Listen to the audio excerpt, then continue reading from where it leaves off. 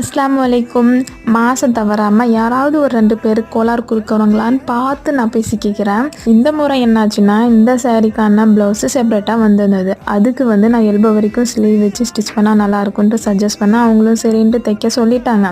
நெக்குக்கு பார்த்திங்கன்னா lace design வைக்க சொல்லியிருந்தாங்க.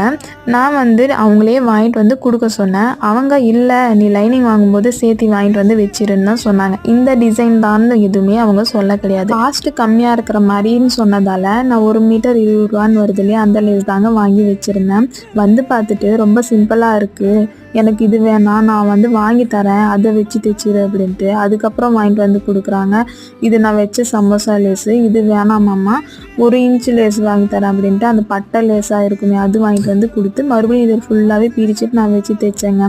இதுக்கு பேசாமல் பருத்தி மூட்டை குடோன்லேயே இருந்திருக்கலாமேன்ற மாதிரி தான் ஆயிடுச்சு என்னோட நிலைமை. உங்களுக்கும் இந்த மாதிரி நடந்திருக்கான்றதை கமெண்ட்டில் சொல்லுங்கள்.